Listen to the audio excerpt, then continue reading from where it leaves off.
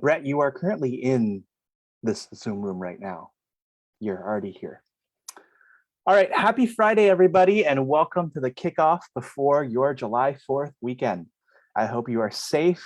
I hope you are healthy, and I hope you're actually doing pretty cool wherever you might be too, given all this heat and everything going on in the West this week. It's crazy watching roads buckle and all that kind of stuff happen in Portland and Seattle. So we're here to do our monthly economic deep dive with Professor Reilly White. Dr. White is an associate professor of finance and endowed Bank of America lecturer at the University of New Mexico. In addition to teaching MBA students, Dr. White serves as the University Outreach Chair for the CFA Society of New Mexico, Chair of the Cassidy CFA Scholarship, and advisor to the $3.6 million student-run UNM Regents portfolio. Prior to his career in academia, Dr. White worked as an analyst for a large Boston-based bank where he learned a great deal about company analysis, funding, and maintaining ethical corporate leadership. He's here with us to talk about, first, the 850,000 jobs that we added last month, according to the Bureau of Labor Statistics report, fresh off the press this morning, more than what we estimated. He'll discuss the trends and what to watch for and whether things are getting better. Then we're going to move on to a topic that everyone's been experiencing, which is inflation. If you've noticed the rise in cars, groceries, even lumber, there is an explanation for everything going on. Dr. White will answer the question of whether inflation is a temporary blip or whether those groceries that you keep on buying are going to get even more expensive and are going to go up for the months to come. In between, we'll take your questions, comments, and thoughts. Pull up a chair, open your favorite beverage, and enjoy. Welcome back, Dr. White. Oh, thank you so much for having me, Albert. Thank you so much, Albert's List. It's an incredible honor, as always, to be in front of you all from the Bay Area and beyond. It is a great joy. Let's talk about this job market right now. And I know it's on the top of everyone's minds. What's happening? What's going on? And then we'll get into inflation, as Albert pointed out. There is so much happening. So anyway, I want to encourage you, if you have questions during the presentation or without, just enter them in the chat window. I'm happy to answer them in any way that you see fit. So here's what we're going to do. So I'm going to share my screen here, and I'll keep it in this fun little mode here so you guys can see it, hopefully. Let me get my thing going on here. So rock and roll. Should be seeing this first screen here, and I'll include, of course, when I go into presentation mode, it shrinks my screen a bit. So I'm going to keep this open so you guys can see what's happening. This is the June 2021. How are we halfway through this year? Jobs reported, inflation breakdown. It feels like a long time. It feels like a short time. Anyway, so let's talk a little bit about this. So the summary. If you're only here for a minute, 30 seconds, here's what's going on with the jobs report. So consensus estimates were about 700,000 jobs. Last couple of months, economists, we are estimating a little bit more than, we've always overestimated the strength of the job market. So eventually we learned to underestimate it. So that's what happened.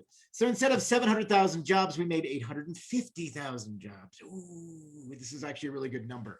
These are really impressive numbers. They're recovery numbers. And we'll get into what this means. Is this mean that we'll be like, if we, so we're still so far in the hole regarding the number of jobs we still have to make up, we need another year and a half of this for if we're going to break even. So I'm just pointing out that this is a great number, but it's a relatively great number. So 850,000 new jobs. Unemployment still ticks up slightly, about 5.9%.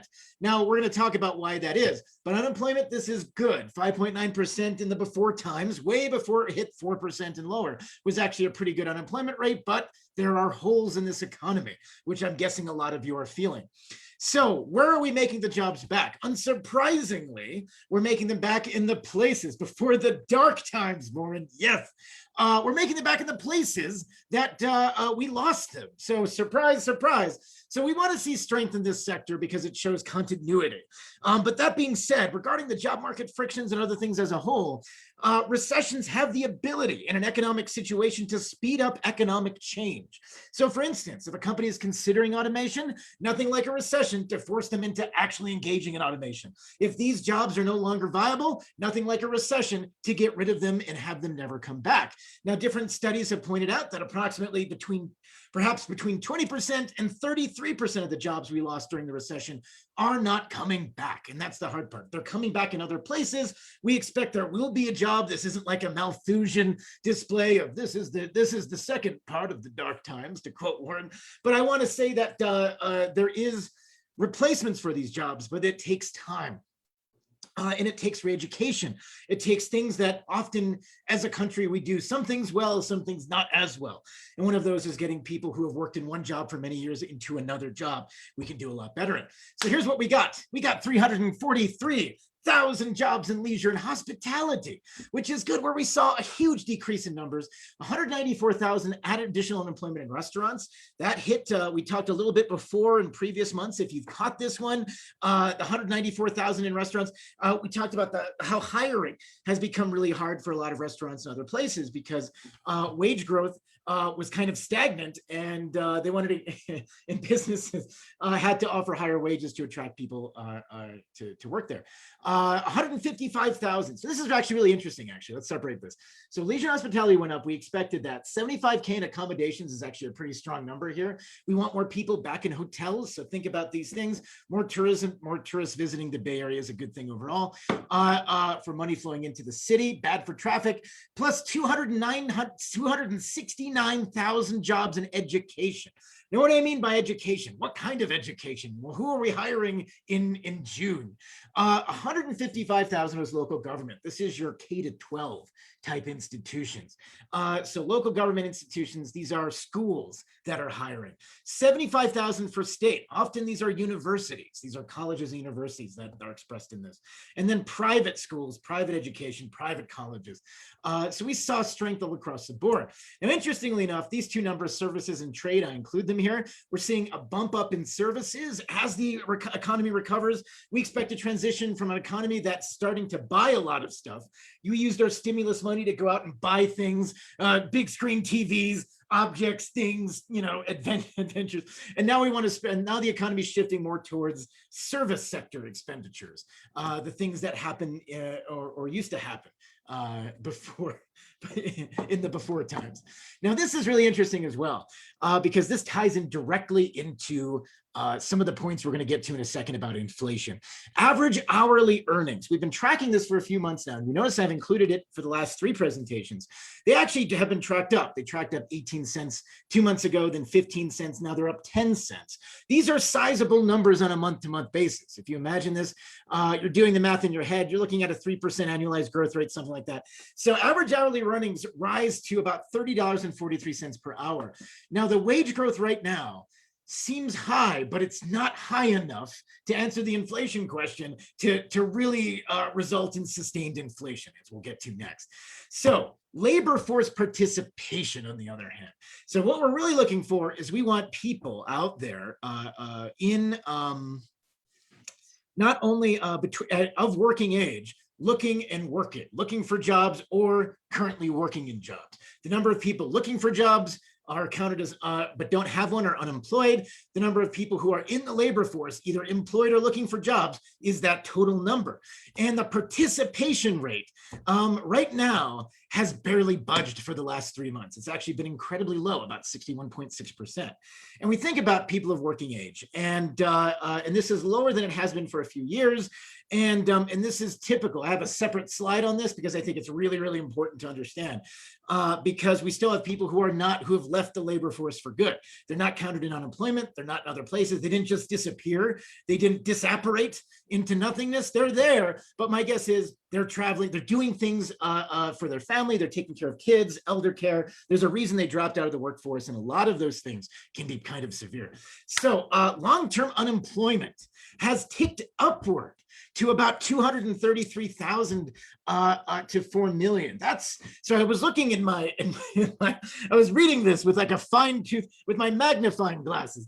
And I was looking at this report this morning and saying, what's the bad news? This is a little bit bothersome because we actually had a huge drop in long-term unemployment. That is a good sign for the economy. Back in May, it's ticked up again. It's going to be a little bit choppy, but we want to get those people employed. And so that's where we are right now. So far, it's a good market. No really big surprises. The jobs that lost a lot in the recession have gained them back a little bit, but we're still way behind where we ought to be. So one question that we have, that we get a lot, we the royal we, finance people, economics people, all the people. Why did the unemployment rate increase after we've added jobs? So one of the things is, Reilly, you're telling me for a second, the unemployment rate went up from 5.8 to 5.9%, but we've added 850,000 jobs. Why, Reilly? Why? It seems weird. It's counterintuitive. And no one ever talks about this when we go on the media or things. Anything it's local news, national news, people are like, this is a fact and this is a fact, and you figure it out. And it's very hard, actually, because it's actually very complex. So let's actually dive in a little bit into where we got these numbers. And so when you think about unemployment numbers, let's go back. Let's take a look at June and May. So unemployment is just the amount of people who are in the labor force looking for work that don't have jobs. And there's a definition that we use all the time, which is U3. There's U1, U2, U3, U4, U5, U6. U2 is the number of unemployed, bonos out there. But June 2021, we had 9.4 million unemployed in a labor force of 161.1 million. Divide those two numbers, you get the 5.9%. You get 5.89. May, we had fewer unemployed people and a slightly smaller labor force, and that results in 5.79%. So 9.3 divided by 160.9, grab your calculators, you'll get like 5.79. I kept it to 2 decimals here. I'm a big fan of let's make unemployment rates 7 decimals. But let's really confuse people about statistics.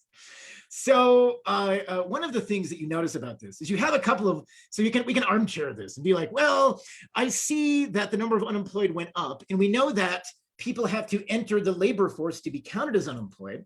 And so this a little uptick in total labor force participation from 160.9 to 161.1, about 151,000 people are in the labor force that weren't there before. And there are additionally 168,000 more unemployed people. It's within the boundary of error. Maybe we're just adding, maybe people feel more confident about searching for jobs again, and that's why they're being unemployed. However, let's go in a little bit of details about where we got these numbers. So unemployed persons, again, are in the labor force and they're looking for a job. Now, how do we get this data? This all goes to the Bureau of Labor Statistics, and every unemployment, they have a bunch of stuff that they track. It's a very cool thing, BLS.gov. There is so much data, so much fun, especially if you have a low definition of a low standard for what fun means. But one of them is the CES Establishment Survey. And this establishment survey looks at payrolls. So that 850K number comes from them. Where do they get these numbers? Well, they take a survey, and they survey about 144,000 businesses and 697,000 individual work sites. So they have a big sample base. And because they have a really big sample base, that makes the confidence interval pretty good for something this size. So they're going to sample these businesses. The businesses will tell them what's going on. And then from that information, we can extract with a decent level of confidence how many new jobs are added. And based on this, at the 90% confidence interval, it's about plus or minus 110K. So 90% of, it is a 90% likelihood the amount of jobs we actually added in June were actually between 740 and 960K. So that's kind of the big picture.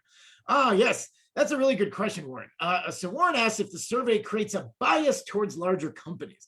Because it's so heavily weighted towards individual work sites and the number of them, it shouldn't, but they do counter this. And actually there are two biases that you have in both of the surveys we'll discuss. You have sample bias and non-sample bias, and there's only so much you can do to correct within them, but they are broadly representative. And that's why we can get into enough detail to look at the BLS statistics involving unemployment among different racial groups, among different backgrounds, to have a good feeling of what's going on. Now, on the other hand, there's a separate survey that surveys actual labor force and unemployment levels. So we ask the number of jobs come from this survey, the unemployment comes from this other survey.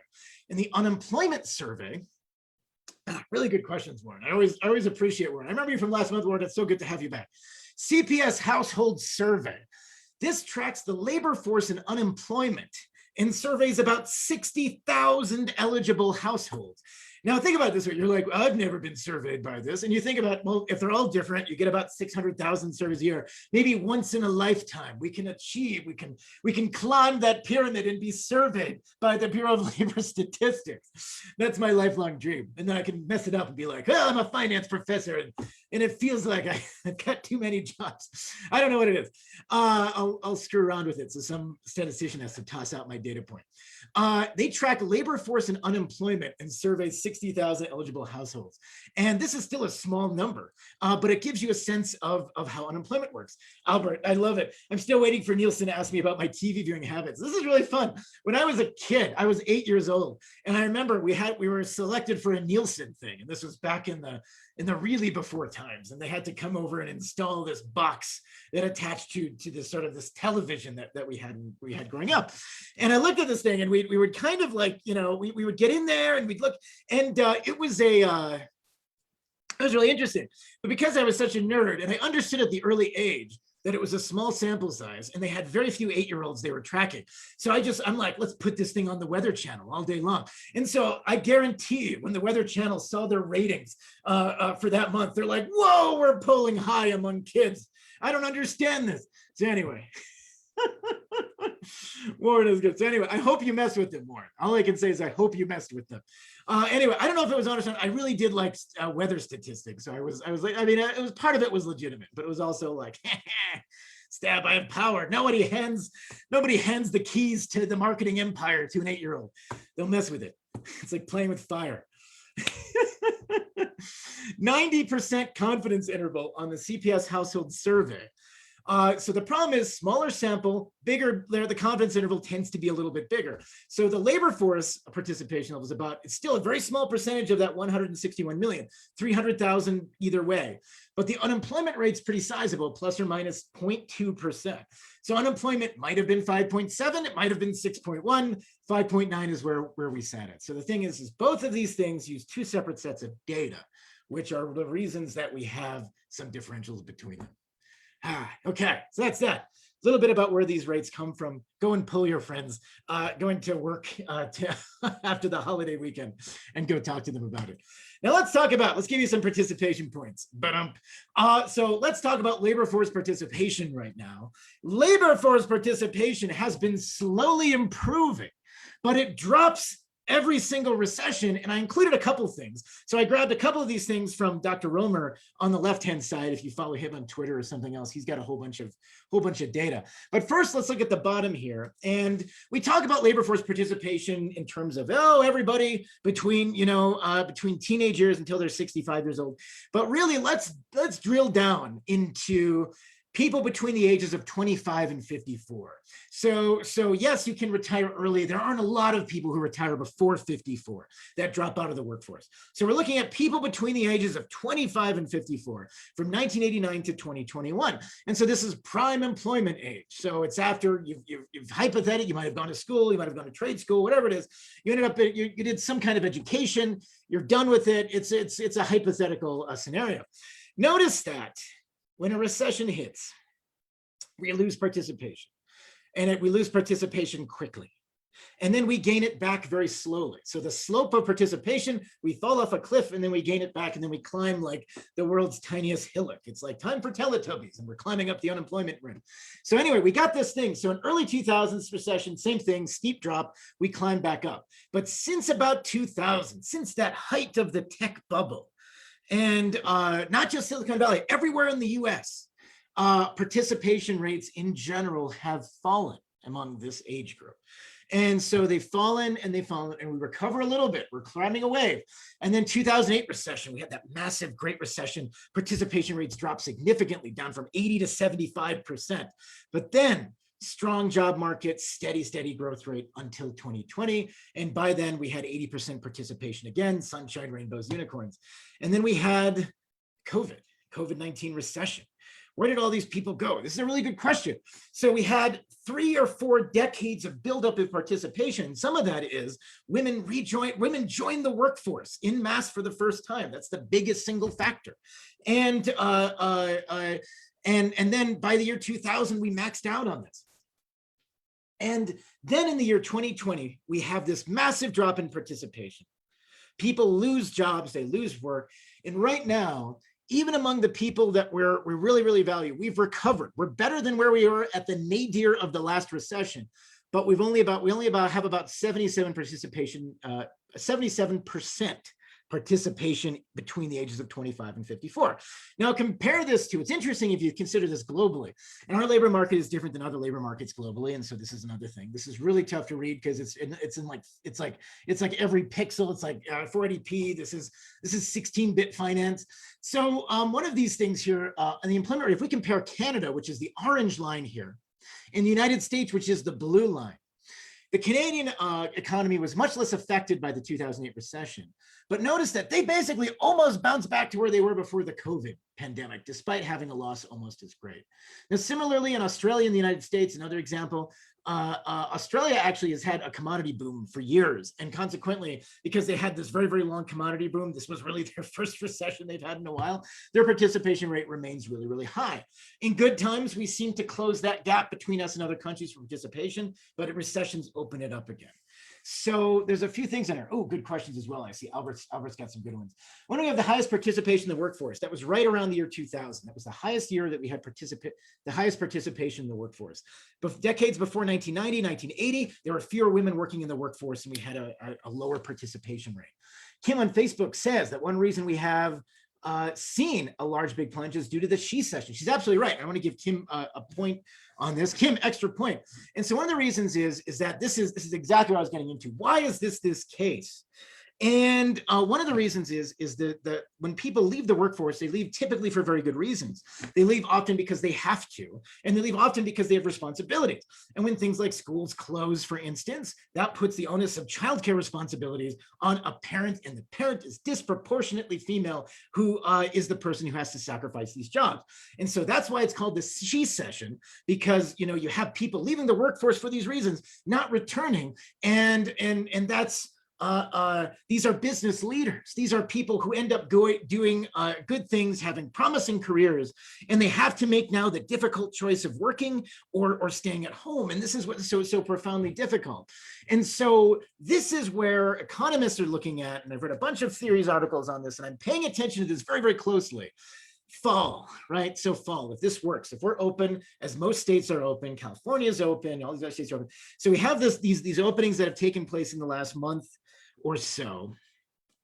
And when it translates into schools and things getting closer to normal, and I'm hopeful, of course, that everyone remains, in the audience remains safe and the public health of everyone remains of an utmost concern. But if we're looking at a situation where now childcare is available in greater quantities, it'll take a while to recover the lost childcare infrastructure too. But schools are open, things like this. Our hopes are that the economy will be strong enough to entice people who have left the workforce to rejoin it. And so this increase, I'm looking for specifically an increase. Oh, sorry about that. I have a microphone. It's like an old 40s microphone. It's like, hello, hello. And now opening for, I know, and now batting in the 1946 World Series. No, 77.2%. I'm looking for a jump above that number as people re-enter the workforce. It will be, if we don't see a jump in participation due to kids returning to school, due to childcare being available, elder care being available, things returning more and more to normal as it seems, then this is a net drag on our future growth on our economy, because we want as many people as we can working. And I know, of course, there's work-life balance and other things. And believe me, if you happen to have left the workforce and you're comfortable doing it, and I mean, more power to you, I think. But for many people, adjusting our lives into the situation of looking at where we generate productivity, where we generate things like income, wealth, and other assets, this becomes an incredibly, incredibly challenging thing. So let's look at what's going to happen in the next few months. I'm still hopeful that the she session is almost over in the next few months, but we're going to have to see how this participation point moves, because it takes us as a country so long to recover from these things. We have such wild swings in participation that aren't found in the same way in other countries. So I want you to think about that. So that's what we're going to look forward to in the next few months. Now let's switch gears a little bit, and I'm going to go down to I want to give a shout out to a really, really cool website, which is EPI and the Economic Policy Institute. And they have this really cool website, epi.org. And they go into these things, they have great graphs, they have great insights. Take a look at what they do. It is a cool resource to see other things going on in the economy. And they have a lot of people working on charts that are more elegant than anything I can produce. So that's why they're here. But I want to give them a shout out because EPI is great. And I'm like, I draw these lines in Excel and I'm like, look, it's a chart. Question from Albert. Do you see the Delta variant being impactful enough to cause more economic strife? That is the $1 million question. Is the Delta variant or similar variants enough to cause economic strife? We know, of course, different states differ in their vaccination levels, and consequently their exposure or vulnerability to variants varies from state to state. And the other question above that is additional economic closings possible from a socioeconomic standpoint, right? So right now we have this thing, and this is a purely agnostic commentary on this thing. Like, I don't know, even if you were able to have an uptick that was substantial in COVID-19, if closings would look, work, or act the same way, and it would be very patchy regarding certain states and certain others. I can imagine that some states would absolutely never consider closing one way or another in any way, shape, or form again. And I would see that other states would be very keen on producing safer measures. But I also don't know. And the hard part is this is a really tricky thing. Ambiguity has a cost to it. We have to plan through ambiguity. And right now, the economy is such that everything in the markets right now, everything in the markets says there won't be another recession. Their economic growth will be strong. And I'll get into some of those indicators next. But it doesn't show up in the markets. And you're like, well, Reilly, did the markets predict anything? Well, I look at a few things. Last year, for instance, actually in 2019, we had an inverted yield curve. And we know that means that the bonds for short-term treasury bonds were offering higher rates, interest rates, than long-term treasury bonds, which doesn't make a lot of sense, right? And the only reason that makes sense is the market anticipated the Fed would have to cut rates because of an economic downturn. And this was in 2019. No one knew anything about COVID or variants or shenanigans or healthcare. We were just innocent babes amongst remember the before times when we used to go to places without it. Anyway, let's not wax poetic about the past, but I did think the market had an inverted yield curve, which has for the last 7 recessions anticipated a recession. And you can follow that. That was actually the PhD paper of one of our really outstanding financial academics from 1986, where he demonstrated that this was predictive of a recession. And without knowing anything about the cause of the recession or closings, the markets correctly predicted that 2020 we had a recession, and it happened. And now the yield curve is upward sloping. That's normal. That's not anticipating a recession. So right now the market doesn't think that the Delta variant is a big deal. Yes, that is good. So this is really interesting. And I like it. Albert says, I read somewhere. Where did he read it? How did he get this information? Now, I read somewhere that 10-year treasuries fell today after the jobs report, which seems like good news. And indeed, 10-year treasuries are predictive of one very important rate for a lot of people, which is the mortgage rate. So you guys are like, mortgages. Don't talk to me about mortgages. I need $2.7 million for that 1-bedroom condo I'm looking for. But it's still a really big deal, because the 10-year treasury rate, which basically anticipates, there's a couple of things we can talk about with treasury rates. One of them is that implicitly, there's a predictive quality about long-term treasuries. So when people are trading things and asking for interest rates on long-term bonds, and what happens is if a lot of people want 10-year bonds, the government issues these bonds and they can get a lower rate for them because a lot of people want them. If not enough people want them at a given rate, the government has to raise the rates on these bonds and the government has to pay more for its debt. And so there's a couple of things going on. So as a whole, right now in the United States, we spend about 6% or so of our revenues on paying interest on our outstanding debt, which is not significant. A good example, a good proxy, about 5 years ago, Jamaica was spending about 60% of their government budget on on just debt service for debt that they had. They've since improved quite a bit. And we benefit by having an incredibly low interest rate on a lot of our debt, which enables us to maintain a large sum of debt and do a lot of spending activities without really being a detriment to our fiscal situation.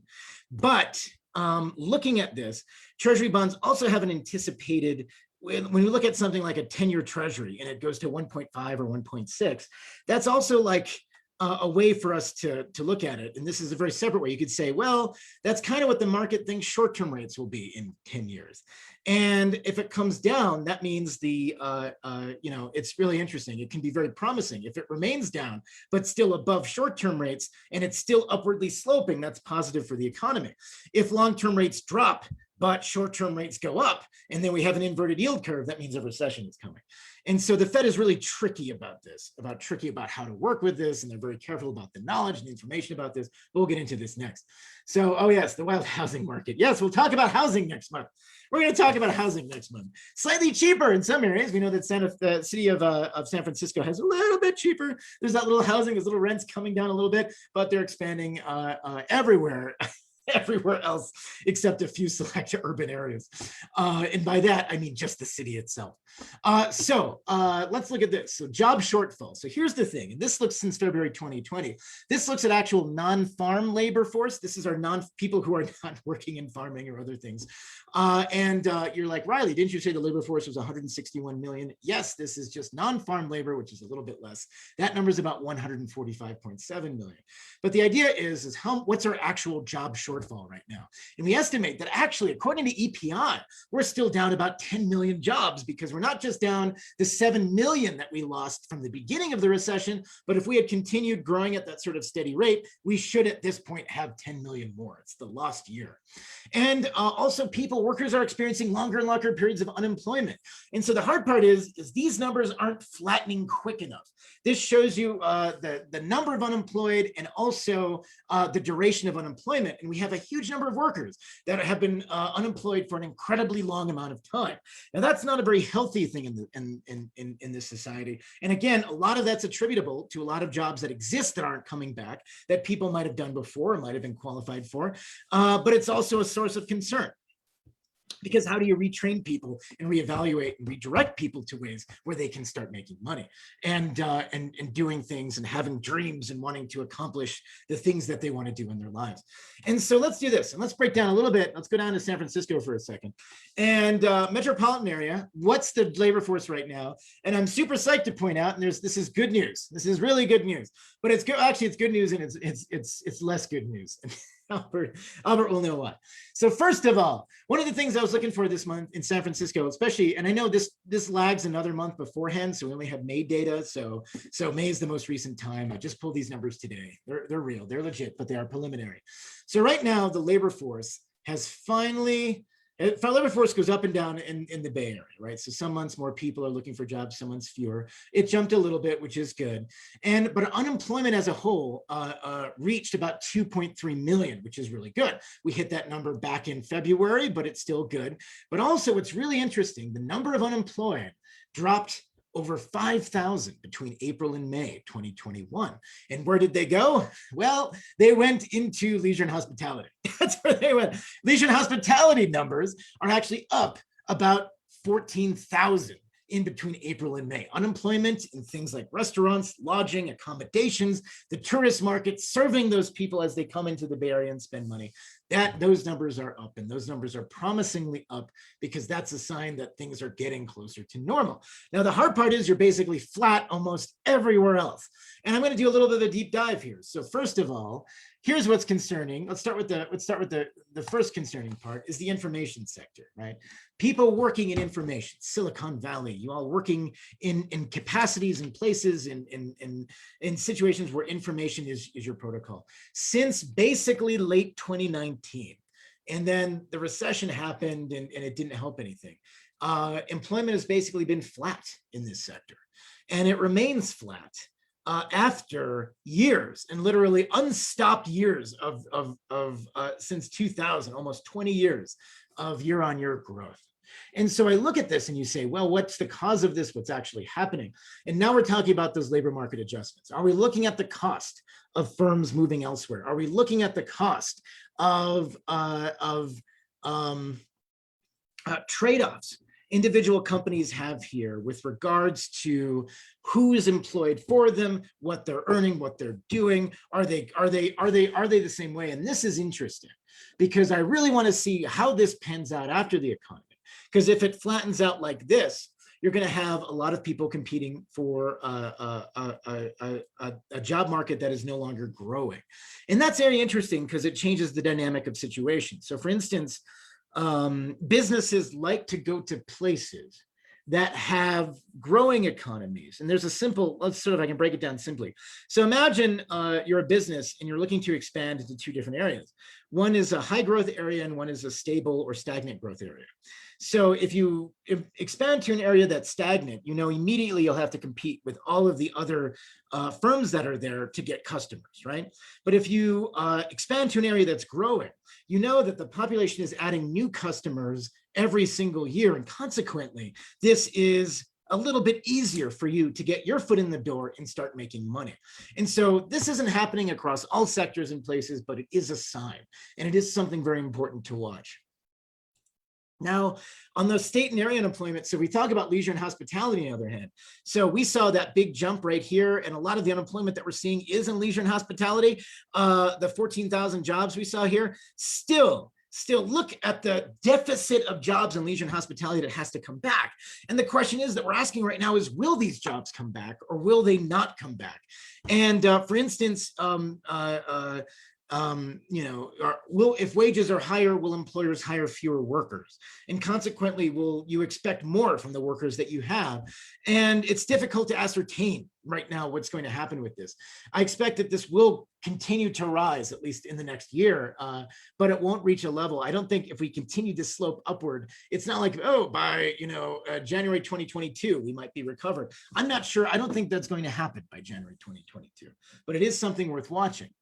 All right, so that's kind of the overall breakdown right now. And I'm going to switch gears a little bit and continue. You're always welcome to ask questions in the chat window. I'm here to help any way that I can. And any insights I can give are always appreciated. So this is very good.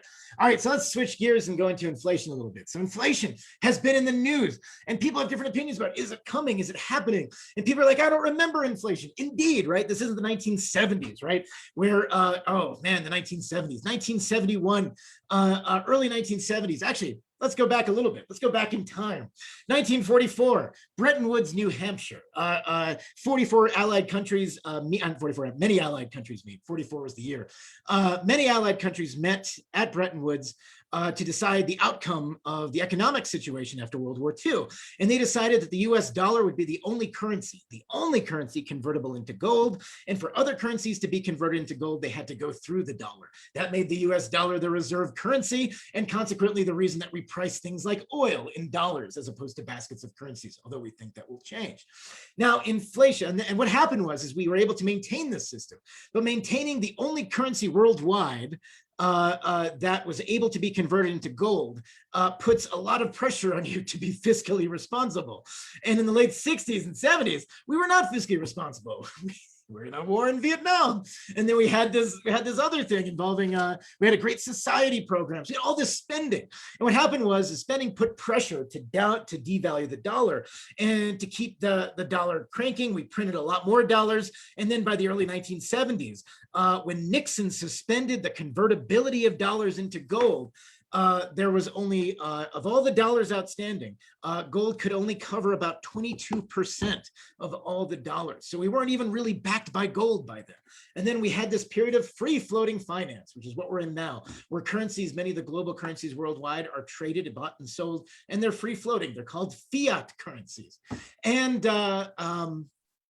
in the 1970s, in response to this adjustment, as well as the adjustment into this new economic system, as well as economic conditions, rising energy costs due to cartels like OPEC, other things, we had huge inflation in this country, upwards of 10, 12, 14% in some years, all the way through. The latest year was about 1982.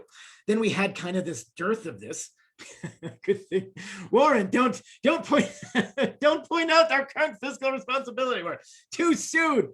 Alberts, that's why we're all buying crypto. Yes, what a time to be alive. One of those things. Thank you for not heckling. So in this one, oh, I love this audience. These guys are great. So inflation. So long story short is we had a little bit of inflation in the early 90s, and around 2007, we had inflation ticking up above 4% as well. We haven't seen inflation in a meaningful way in a long time. Some people say it's like, it doesn't exist. We've had people worried about inflation for years. We're going to flood the market with cash and it'll go up. It's waiting for Godot. Does Godot show up? No, Godot doesn't even show up. And the hard part is inflation hasn't showed up yet. But here's the thing. When you inject $5 trillion of liquidity into the market, like what happened in the last year with three individual, with these three stimulus packages, that creates a huge incentive to get the economy going. Fed's keeping rates low, money's being printed, stuff is happening. That puts a lot of pressure towards inflation. And indeed, it is driving asset prices sky high. But, Charles asks, is it reasonable to say that profits from AMC, GMT, Doge is causing people to stay out of the job market at a level comparable to enhanced unemployment? That's a really good question, Charles. Is it possible? That's a really good question. So right now, are people becoming full-time crypto traders because of their profits from it? So the interesting part is, so to be a full-time crypto trader, and even people who are really ambitious and really straightforward about the way they look at their accounts, you have a couple of issues. So first of all, it's like we talked about kind of last month. There's a lot of concentration in cryptocurrency that's held by very few anonymous accounts. So Dogecoin, for instance, the top 8 accounts control like 40% of all outstanding Dogecoin. And those people, I believe those people have enough money that they cannot not worry about this. But the hard part is for unemployment, positions, and jobs, it's still relatively minor. We're talking about okay, let me put it this way. So we're talking like maybe if we actually added up the total number of people who were able to do full-time trading in crypto and made a ton of money, and then lost a ton of money in the last couple of weeks as the markets have crypto markets have lost ground. Did they rejoin this? Did they not rejoin this? We don't have enough data to officially run a statistical analysis on this. But Charles, once I do, I will. But I don't think it's a big enough number to actually cause this unemployment situation. I don't think it's big enough. So you can rest easy about the that's right about the checks. So also enhanced unemployment. Oh yes, that's right. Adam is actually right. So there's a University of Chicago paper from February that examined the question of did increased unemployment insurance keep people out of the job market? And as it found out, it did not. It actually, in interesting ways, and this is, I know it's counterintuitive, and we have both actual data from what happened until February, and then we have data from like states like Missouri that cut off unemployment insurance, and they still have trouble finding people with work. And so it seems intuitive, and that's the hard part of economics. Oh, people must be staying out of the job market because they want to. It's really not that way, and we don't have evidence for that yet. So Adam is right about that. So that's absolutely right. So inflation. So anyway, so let's look about inflation for a second. And we have this bump in inflation. Money's been pouring in, and we use a couple of metrics to track inflation. The first is CPI, the Consumer Price Index. The Consumer Price Index is a representative basket of goods people might purchase. Are they the goods you purchase? Most certainly not. Are they the groups somebody somewhere purchases? Maybe even not even then. But it is representative for consumers across the country. Now, there's another one that the Commerce Department puts out in their subsidy, in their little bureau of their sizable and important Bureau of Economic Analysis, the BEA. Which is called the PCE, the Personal Consumption Expenditures. PCE has a little bit, it's also a basket. They also do things with it. But PCE has a couple of interesting features with it. They weight some of the baskets differently. And PCE, for instance, also looks at substitute goods in a different way. So for instance, things get expensive over here. I'm not going to buy this thing anymore. I'm going to buy this other thing that's cheaper. And so that's the idea behind it. Oh, this is good. That's right. So the hard part is they're absolutely right. So that's the really interesting part. Adam has ooh, this is fun. We're getting into it.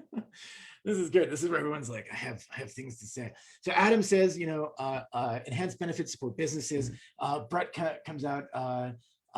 Yeah, right. So the hard part is there's not yet, and believe me, and I want to link you to, let's see if I can find that study quickly. If I can link it to you, I'll link it to you in the chats. And you're welcome to, you can email the authors and, throw things at them, but they actually didn't find it. So let me see if I can grab it quickly, because I like that. I like the aside, and I like that you all are curious about this question. And like any question that you encounter, always think about it, think critically about the question, think about what you know, what you don't know, and then try to figure out what makes the most sense. Let me go back a little bit here, because I talked about it some months ago, and again, it's an incomplete data, but it does say that here. So investors, let's see this.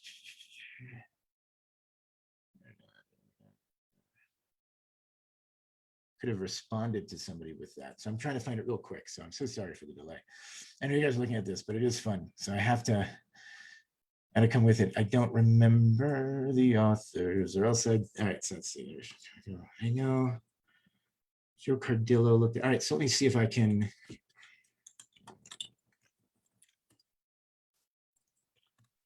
Oh, there it is. Hold on. 1 second.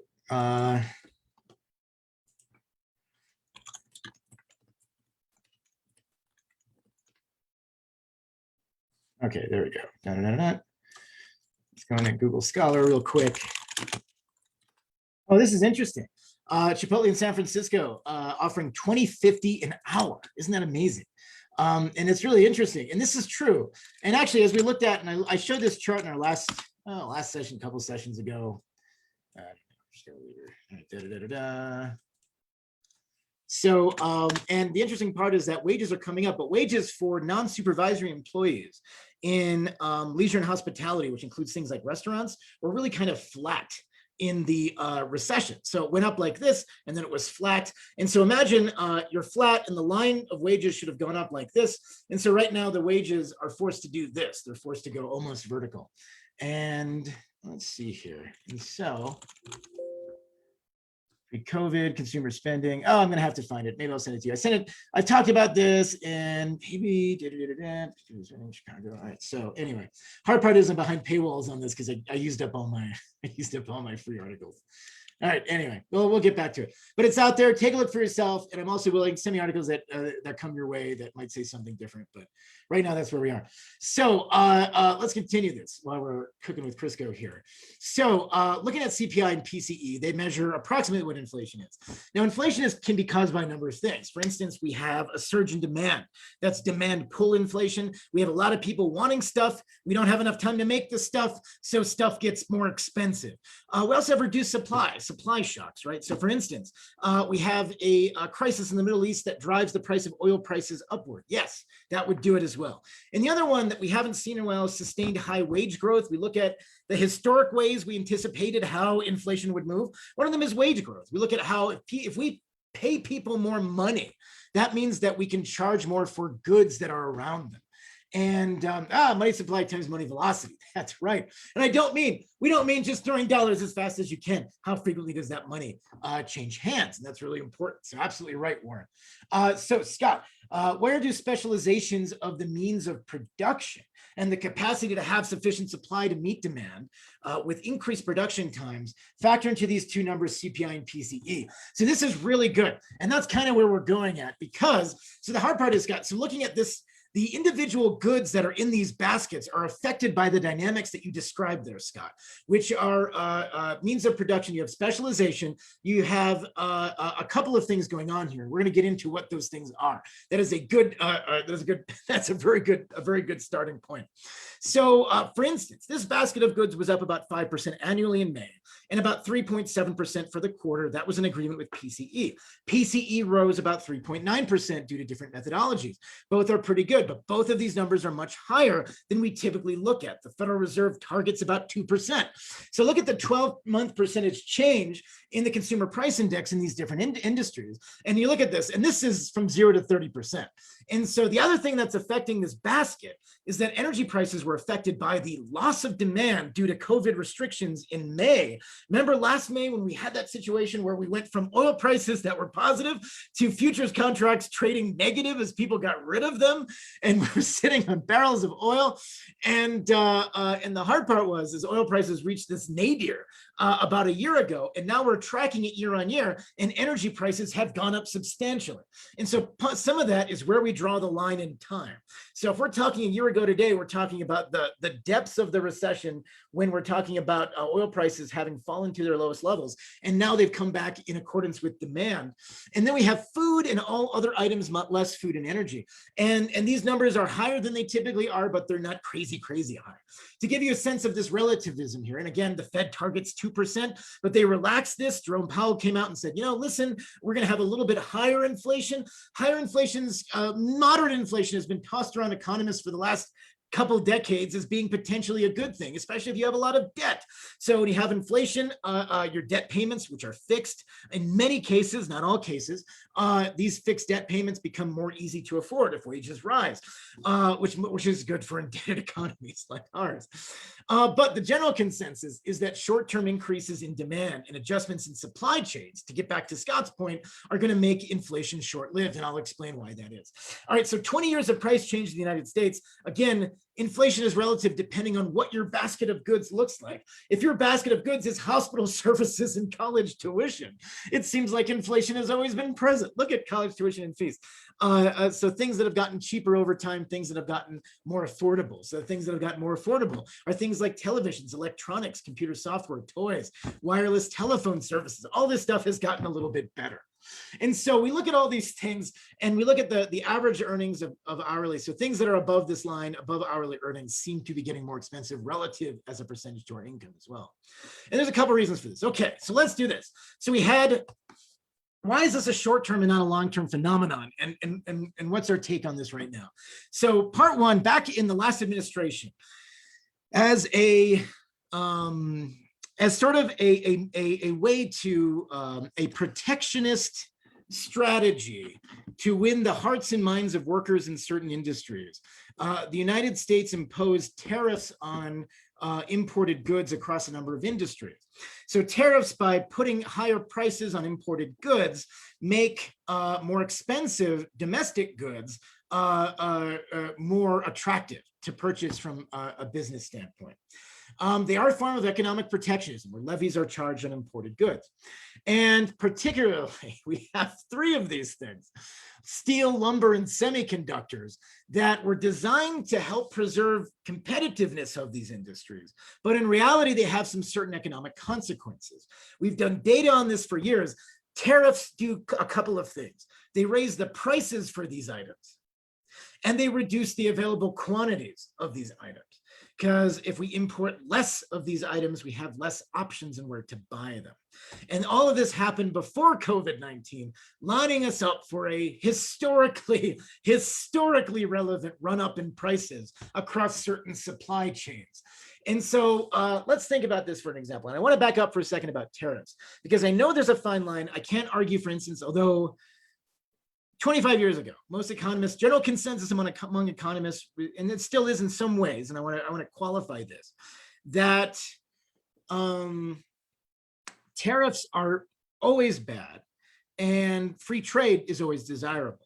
Now, we know that that's not a complete picture, because free trade affects different people differently, right?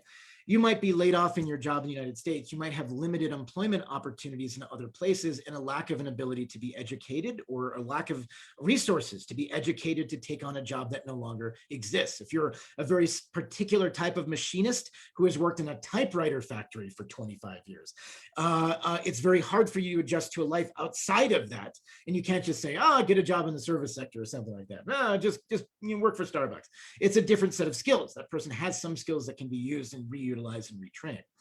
So likewise, we found out since then, the last couple of decades, there's been a lot of research to show that in many ways, free trade is good in aggregate for GDP, but the GDP rewards are uneven. It helps, for instance, build inequality, other things as well. And so ideally you'd have free trade, but you'd also have all these systems in place to help workers along the path to get better jobs and better positions. And we're very good at doing one thing, but not two things. We're not a very good multitasking country. And so to give you an example, let's use metal tariffs, for instance. So from 2018, this is from a trade partnership, 2018 data. So you put tariffs on metal, and the idea is you're preserving US iron, steel, and metal manufacturers, right? So you're preserving people in these jobs because they're the only show in town and they're not competing with other countries. They can now sell to a large market of people who want their goods. And indeed, that preserves and helps increase jobs in these sectors to the factor of 33,000 in this particular case. Now, what's interesting is what happens with the rest of the economy. So if you're a manufacturing company and you rely on steel as an input, your input costs have just risen. That reduces your profit margins. You have to lay off workers and you end up losing about 179,000 aggregate jobs. So tariffs, while it protected 33,000 jobs over here, results in a net job loss of a negative 145,000. Now, the hard part is the current administration is keeping these tariffs on here, even though they are doing us a great disservice with regards to our economic situation. To give you an example, how do these tariffs work? So we talked about tariffs on lumber.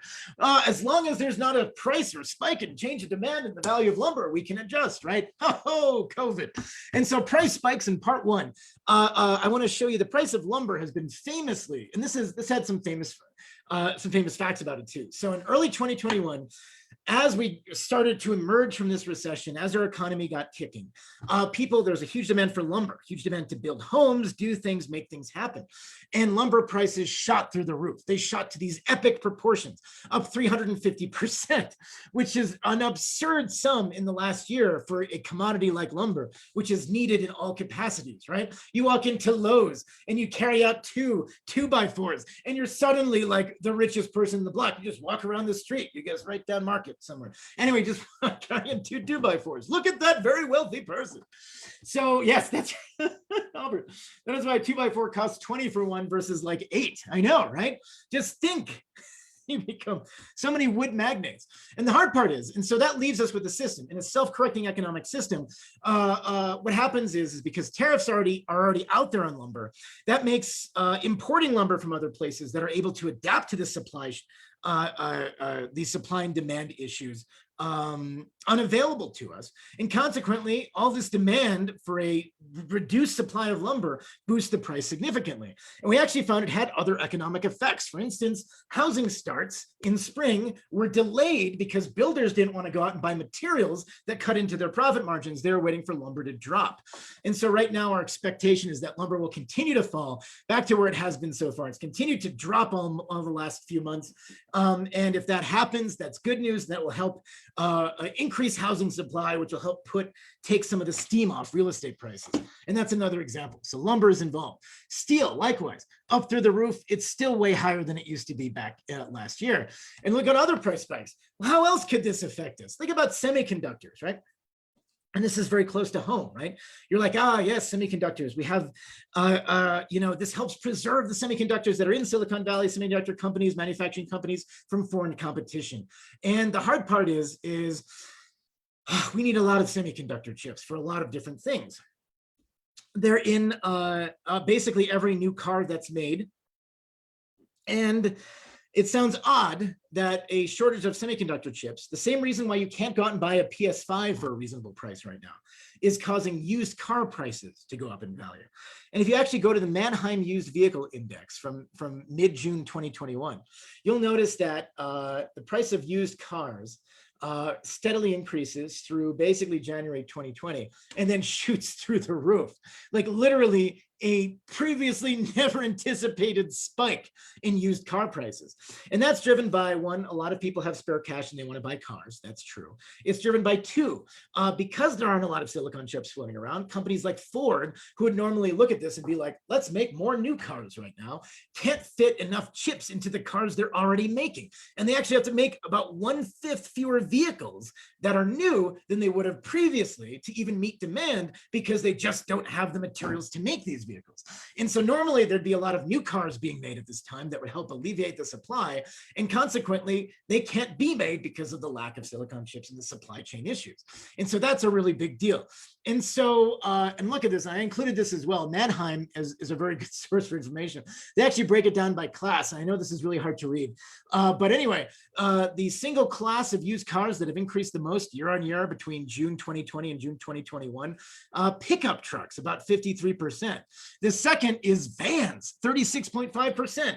Maybe you knew that person from high school. Maybe you are that person from high school who drives that van and you are laughing all the way to the used van bank. It's a special bank for people who are van people. But it's really interesting.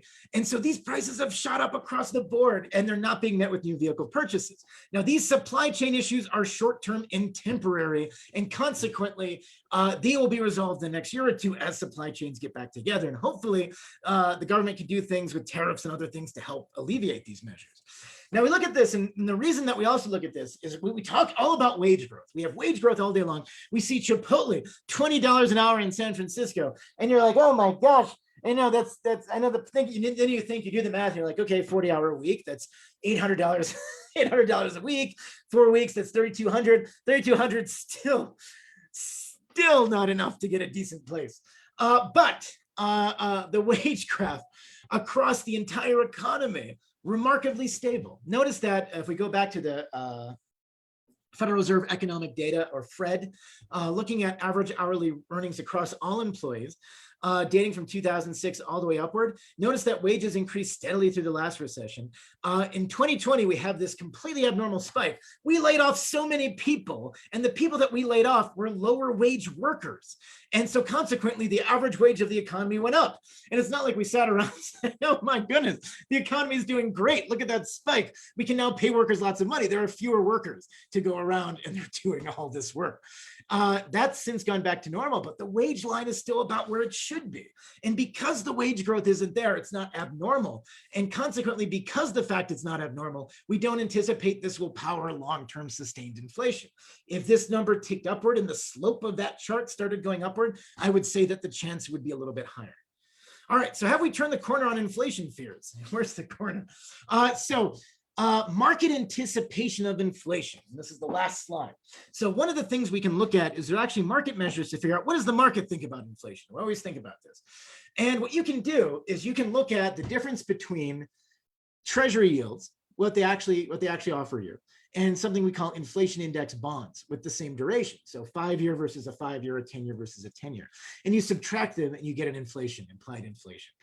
And we look at the 5 and 10-year, and at the beginning of this year, they went from anticipating very, very little inflation in early 2020, because in a recession, you have the greatest risk is deflation, not inflation, to anticipating over 2% inflation. But now we've crossed that curve. Now it's starting to come down again. And the market is not anticipating inflation above 2.5%. Now, this year we have higher inflation than normal, but this will likely be alleviated. So right now, in summary, wage growth doesn't support long-term inflation. The market doesn't see it as a long-term inflation mechanism yet. And most of what we see as inflation can be driven back to supply chain issues affecting specific industries, ranging from specific supply concerns involving things like energy that have a huge impact on a lot of people's lives. So consequently, inflation should not be a big factor, but like anything, like any prognostication, it's open to a lot of potential error. And I want to leave that open in case something catches fire and goes wrong. So far it doesn't look that way. So anyway, so that's what we got so far. All right. Anyone have any questions? I know it's 7:05. Anything I missed? Is anybody still there, Albert? Did they all sign off?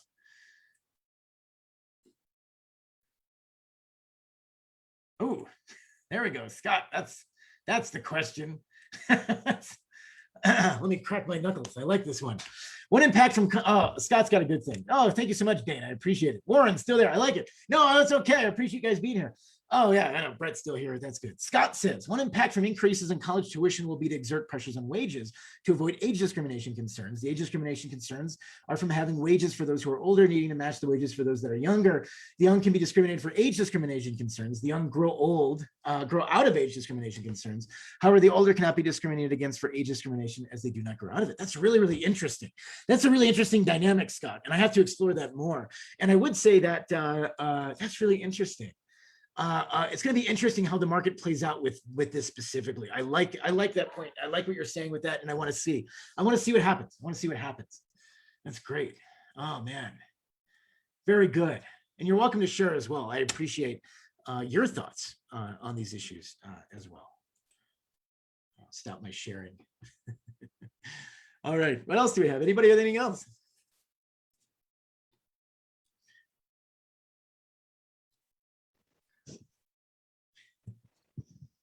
Okay. Oh, cool. Thanks, Dick. Oh, good. Abdullah, good question. So can you simplify your conclusion for a non-finance guy? Oh, that's a good one. So what's the takeaway here? Okay. So first, involving the economic report, the economy is improving, but it's still, even at 850,000 jobs, a long haul. It'll take over a year and a half, possibly 2 or more years to recover the jobs we lost from the last recession. But we're seeing recovery in sectors that we want. On inflation, people are worried about it being a big factor in affecting their long-term finances. But most of this is occurring because we're transitioning from a recovery economy into a steady state growth economy.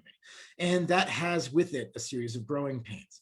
Many of those are supply issues because we don't have enough lumber to meet demand. We don't have enough silicon chips to meet demand, as a lot of companies and industries cut back production, and existing things like tariffs and other things that help drive up the price of certain products and services and prevent other industries from moving in and taking up that supply. In the long run, market forces are at play, and these supply constraints will be alleviated. Second, people said that one thing that we look for in economics, particularly as a forecast of whether inflation will be real, is wage growth. Wage growth is substantial, especially among low sectors, but it's not yet it's not forcing our generalized long-term wage growth numbers to deviate substantially from where they've been in the last 5 or 10 years. And without really, really high wage growth, moderate wage growth isn't enough to really drive inflation forward. You really have to expand wages dramatically to see an increase in inflation. So until that happens, we don't expect increased inflation. And right now, it appears that the Federal Reserve, which had anticipated a short-term boost in inflation that would gradually go back to normal, will likely be the case. And that's kind of what we're doing. Good question. Ah, man, these gas prices are killing me. I know. How about that gas tax? How about that right there? Is it 51 cents now? What is it? It's great. It's great. I love it. It's so fun. Oh man. Oh, Grace asked a really good question. She asked, do you see employers or employees as having an advantage, and how will this change? So right now, this is a workers' market, and so it is an employees' market as opposed to an employers' market, just because of the aggregate number of job shortages, but not in every industry. And so the key is to know the industry, know what leverage that you have as a worker with regarding and asking for things like higher salary and wages. So what's going to happen is as some of these supply constraints ease up and more people are employed, this will gradually reduce. And what this means is that usually we'll see an uptick in wages and salaries. Hopefully more people will ask. Many people are switching jobs, but not at the levels that we, that would be indicative of some massive structural change with the way people are employed. So I would say that while employees currently have the power, usually in the long term, the economy shifts in favor of employers eventually. So right now, if you are an employee, know your industry, know your abilities, and if you can, shop around, ask for more wages, and don't be afraid of it, because now is a good time to do that. Dick said, I was thinking wages would have increased quite a lot to get people back to work. Indeed, you're seeing it in some sectors. You're seeing, for instance, one factor, Dick, to your point, is that the number of job listings that are actually offering benefits that are not individually attributable to wages themselves. So for instance, signing bonuses, other things. And I believe one of the big job search sites, the data came out on them, they've increased from about 1.8% of all listings offered these extra benefits to about 3.8% or about 4%. So they more than doubled the number of jobs that are offering perks for people to sign up with their companies. And that does suggest that the pendulum is in favor of the worker right now. Albert says, do you have any thoughts on the upcoming great resignation, where many remote workers will be quitting their jobs for companies that allow them to not work from an office? I do think that's a factor at play. And I think particularly if you're a talented worker and you are productive, I think that companies that are able to operate remote work flexibility will attract very good workers in time. And it will be interesting to see how that works. It is a job benefit, as opposed to those companies that want you to come in every day in the office. Because anyone who's ever worked in any office, any meeting, and I don't care what experience you have in these things, there are meetings that are always, there are meetings that you should never have in person. There are meetings that this could have been an email, or this could have been done digitally, and now we all have the power of Zoom. So the fact that I have to sit here and engage in a group of people, we know we can be more efficient about this. So I do think that'll be a factor. But I don't know how the great resignation will happen. I think it'll be gradual. I think people will continue working at their jobs, and then they'll improve their ability to transition to other places that allow them more flexibility with work. And if there's enough people that migrate from places that don't offer work-life flexibility, then it will force these companies to change some of their policies, but we'll see. It's really interesting, and we'll see how it happens. It's been a very interesting dynamic. So Abdul Wahab says, what would be an opportunity for workers and business owners and startup founders in this period of movement? In other words, how can you exploit the situation? So, okay, this is a really good question. And so one thing is that, so those are three separate individuals. So workers, always look and explore your options, always explore other offers, use this job market to your advantage, seek out other operations, go to those interviews, and see if you're getting enough for what you're worth. Business owners have an opportunity to distinguish themselves in the way that they compensate individuals, the way and flexibility that they work with them. I think the business owners that have the ability to have the greatest work-life balance as well can say, offer. So if you're looking at a question of, you're a business owner, you're looking at, I don't have the money to raise wages a high level, but I can offer things like work-life balance. If you have a means to gauge that productivity, you'll do really well. I think for employers as well, one of the big questions that you're facing right now, that we're seeing from a lot of employers, is how do we actually gauge and measure productivity? And if we look at productivity this way, think about the ways you can measure productivity that are unique. And if you can show your workers are doing the work, why make them work more? And it's a very interesting question. And so we don't do a very good job at this, but we're getting better at it, and that's the opportunity. And I think startup founders, on the other hand, have a different expectation, because we're still in this situation where there's a lot of free money going around, and people are searching for yield. Rates are so low that whether you're a VC, an angel, or somebody else in between, or somebody who's just working for a firm in that capacity, or whether you're just your own entrepreneur, you have the ability to command and obtain funding in ways that are very advantageous to other markets. People are really, really hungry. We have private equity concerns just hungry for money and resources and people. And so your ability to get out there and distinguish yourself in these characteristics is actually, it should be, entrepreneurship is always difficult, but you can explore these as well. I'm really interested as well, if you have a startup company that involves measuring productivity. That's pretty cool. That's what I think. That'd be really good. But that's only one person's advice. So Albert, there was a story the other day about a Burger King offering a $1,500 signing bonus. Some places are truly desperate. This meeting should have been an email. So yes, you have these things, and why would you? And that makes us think about the question is why would you work in a place? And again, remember this always, there is a fair wage for any job. There is a wage where so when I was in college, I had like 3 jobs, and I worked as a night janitor, and I worked as a baker, and then I worked at a hotel front desk, and I would just shuffle my schedule. I was working all the time and taking classes, and I had all these different, it's like being in 3 industries at once. And I had these things. You have to ask yourself, at what level? There is a price. It would be highly inefficient, and I'd be terrible at it, where I would go back to being a janitor again. And it would be a price. Everybody has a price for a job that they would know. And the hard part is, and this is the very distinguishing part, if you're looking and you have a sea of, and you're competing with other firms for workers, higher wages are one thing that can distinguish you above other places. And the hard part is, we're seeing wage growth, but it's moderate wage growth, and it's not significant enough to drive the employment, to drive everybody who's looking for a job back into work. But I think if they continue along this path, it will ease some of these frictions that we have when we translate from that recovery economy to a long steady state growth economy. But I think it's going to take time. But this is what's going to happen. That is a rational business decision to say, I can't find workers. Let's offer them $1,500 if they work here for 2 months or something, or a month. And the signing bonus if they actually sign on. I feel like there's some, like they must only pay out if you uh, if you actually go there. Should I sign up at a Burger King? I'll be here coming to a Burger King. That'd be really fun. What if I sign up? Is there a legal cost? Do I have to pay that back?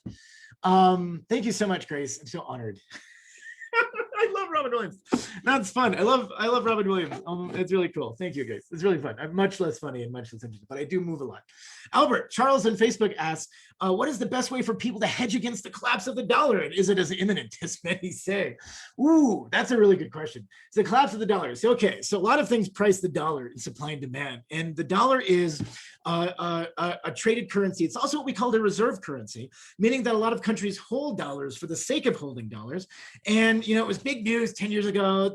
China was holds over like $2 trillion of dollars. And they do so because they buy bonds. We hold dollars in our 401ks. We hold dollars in other capacities. Anybody who holds a bond anywhere is really holding dollars. And this is a very interesting play. And the question is whether it will be a rapid unwind or a non-rapid unwind. Historically, the answer to Charles's question to hedge against both inflation and decline in the dollar would be buying things like gold. But gold is no longer as appealing to investors because there are things other than gold.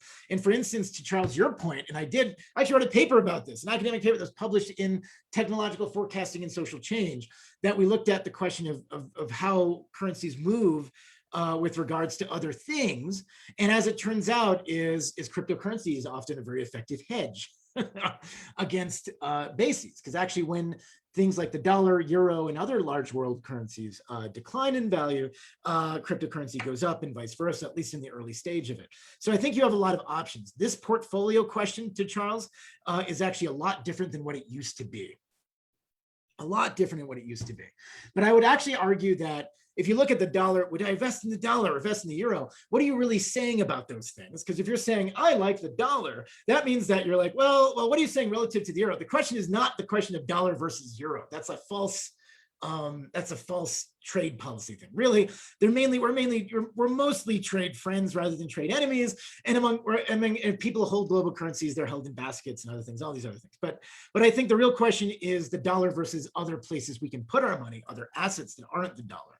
And I think in 10 or 20 years, it will be things like cryptocurrencies, other things will become effective at these places and have inflows or outflows of cash. I can't tell you which ones, but I think that will be really interesting. Historically, the answer to your question was commodities that were not dollar-based effectively. So for instance, oil is dollar-based. That's not a very effective hedge, but things like, it is a little bit of a hedge actually, oil, but things like gold and silver to a certain extent, other things like that. But I wouldn't actually advise that now, but I'm not actually giving you financial advice because I'm not a registered advisor currently. I'm just a professor. So it is a very interesting thing. Oh, yes. So keep an eye on that, Charles. And I would actually argue that an unwind of the dollar would be very long lasting, barring a geopolitical event that was extraordinary, which is always possible. So Dick says, our state is offering a bonus to take a job. Yes, that's right. A lot of people take a job. Governments in particular are struggling in this, right? Because we know that government salaries, people have this idea of historical things and our government's being a cushy job where you get to sit around with a cigar and, you have, various accoutrements surrounding you that indicate your status in these things. It's actually really hard for governments to compete with private sector wages in expensive areas, and particularly to attract people to take a job in government, which is often reduced from a private sector employment salary, and then live in a place that is really, really expensive. So I would say that across the board, particularly in expensive areas across the country, you're going to see this happen more often. And it's actually indicative of a system that might be responding rationally to these things. Because the problem is if wages are kept low in municipalities, the only people that take these jobs are very well-meaning people full of heart and love and shenanigans, as well as very underpaid, bitter people who might not be very good at their jobs. So consequently, you want your municipalities to be run by good people, so you raise wages.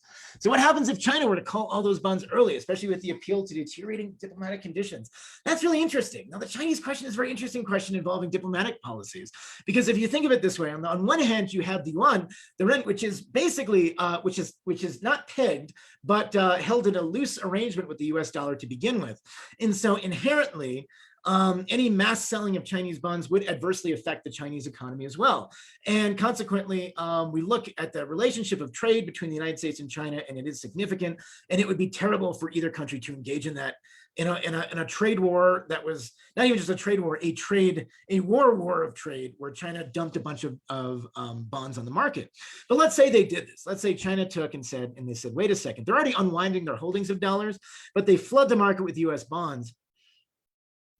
And if nobody wants to buy them, that will drive, and that's a really good question. The question is there a market for people to buy these bonds? And I think what's actually really interesting in that question, 3 years ago, I would have said that would have forced a run up in the value of these bonds if nobody wanted to purchase them, and they'd have to offer higher interest rates to be more attractive to them. But now I'd actually argue that I think the Fed will do what the Fed always has been doing lately, and they would buy all those bonds and put them on their balance sheet. But they have $2 trillion in mortgage-backed securities. Who cares about $2 trillion of U.S. Treasuries? So I think that we've weirdly flexed our muscles. This is a really weird. If the Fed has bought so much stuff to keep things liquid, I absolutely think the Fed would step in and continue to buy U.S. Treasuries. So China flooding the market treasuries, the Fed will go out and buy them and help ensure stability and liquidity in this marketplace. So China doesn't, even China, the largest, most populous country, undoubtedly, if not already within 5, 10, 15 years, the biggest economy, you don't own enough treasuries to actually prevent the US from just buying them back. So you'd first have to acquire a lot more treasuries. All right, so Abdul Wahab, am I a Dogecoin fan? I hold some Dogecoin. I'm not a fan because I'm a fan when it goes up, and I'm not a fan when it goes down, right? It's not a huge measure of my own portfolio, in full disclosure. You can't trade water futures. Water futures is interesting, actually, and I think especially among all of us here in the West, the scarcity of water, I was just talking about that with the municipal leader in New Mexico, about pricing water you say there's no water futures now, but there is a fair value to water per acre foot, and the way that we reuse water. So for instance, we can have wastewater or gray water that gets reused and put in the system, like a lot of cities in California do, and also cities around the world. And it's not as very common in many cities in the West to process water this way or to use water this way. But I think that it will be effectively commoditized in the next 10 to 30 years, given certain circumstances. And now you have cities that are looking at water as a resource that can be exported and potentially infrastructure built out where they can start selling this per acre foot. And once these markets exist, it will be a commodity. So I'm telling you, it's coming, Albert. It's coming. All right. Those are good questions, everybody. I hope that was good. That's solid. Get out there. Good.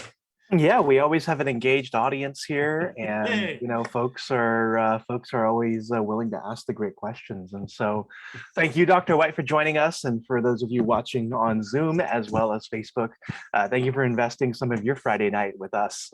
If you enjoyed this event, we've got a lot of events upcoming. I've dropped the events link into the chat here on Zoom. It's also available in the events tab on Facebook. Anything else you need is on our Facebook community. We'll be back here next month talking about the real estate market as well as the July jobs report. So stay tuned for that invite coming your way, possibly as soon as tonight. But until then, have a great July 4th weekend and be well, and best of luck on your job search. Thank you again. Bye-bye, everybody.